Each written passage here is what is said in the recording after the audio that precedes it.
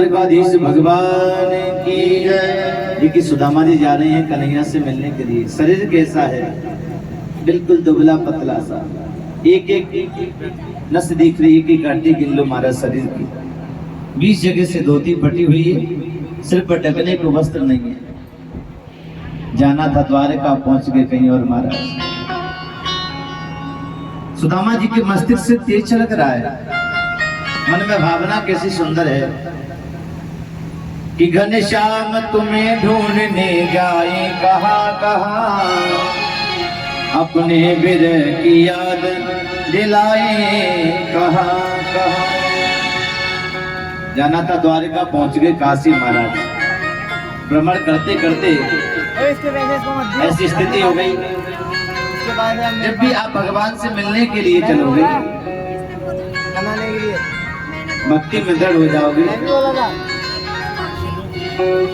तो महाराज ऐसी स्थिति बन जाती है कि ना भूख लगती है न प्यास लगती है, जिंदगी अब उदास लगती है। कैसे आऊं मैं द्वारिका तेरी, कि आस भी अब निराश लगती है। जय जय राधा रमण हरि बोल, जय जय राधा रमण हरि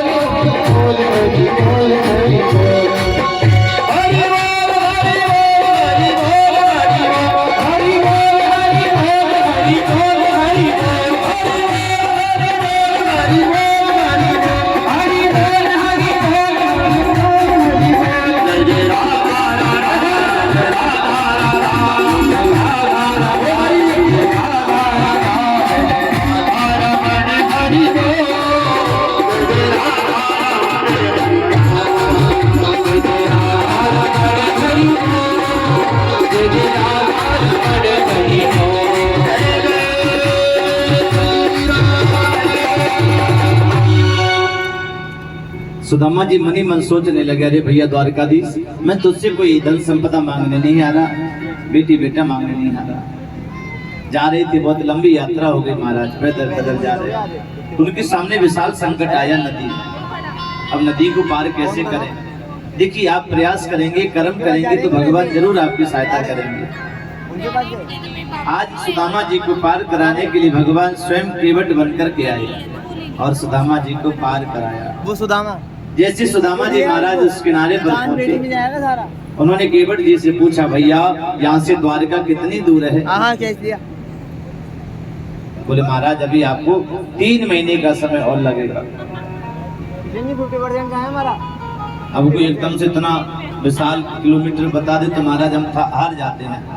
आपने देखा किसी भी यात्रा में, पैदल यात्रा में जाते हैं तो वहाँ किलोमीटर उल्टी सीधी लिखी होती हैं, आपको लगता है बस आगे 2 किलोमीटर रह गया, फिर आगे जाकर के देखेंगे 5 किलोमीटर लिखा होगा, फिर 3 किलोमीटर लिखा होगा। लेकिन केवट बोला कि 3 महीने का समय लगेगा, तो सुदामा जी एकदम से थक गए। उसी किनारे पर बैठ गए और कहने लगे, दाऊ दयाल व्रज के राजा, और तेरी गर्ज पड़े तो यहीं पे आ जा, अब मेरे बस की नहीं है। वहीं अपनी कोने का आश्रय लेकर के महाराज और सो गए। जैसे नेत्र बंद हुए, उन्हें एक सपना सा आया। क्या? बड़े बड़े विशाल थाल जा रहे हैं प्रसाद की, जय श्री कृष्णा की ध्वनि सुनाई दे रही। एकदम से अड़बड़ा करके खड़े हुए, बोले भैया ये सब क्या है? और देखा तो वास्तव में वो सपना सत्य हो गया महाराज। बड़ा सुंदर सा महल और बड़े बड़े दरबान खड़े हैं। उन द्वारपालों के पास में जाकर के सुदामा जी ने पूछा, बोले भैया ये कौन सी नगरी है? बोले साहब ये द्वारिकापुरी है।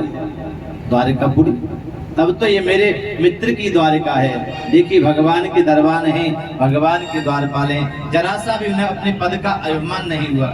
उन्होंने सुदामा जी का उपवास नहीं किया। कब? जब सुदामा जी ने कहा कि मेरा मित्र है द्वारिकाधीश। बताओ कोई कैसे कह सकता है? इतना बड़ा द्वारिकाधीश, उसके चरणों में पादुका भी सोने की है।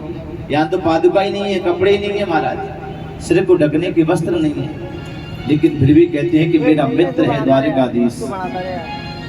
द्वारपाल से निवेदन किया, भैया नेक मुझे अपने मित्र से मिला दो। देखो देखो ये करे कहा कृष्ण के दर पे विश्वास लेके आया। मेरे बचपन का यार है मेरा श्याम, यही सोच कर मैं आस करके आ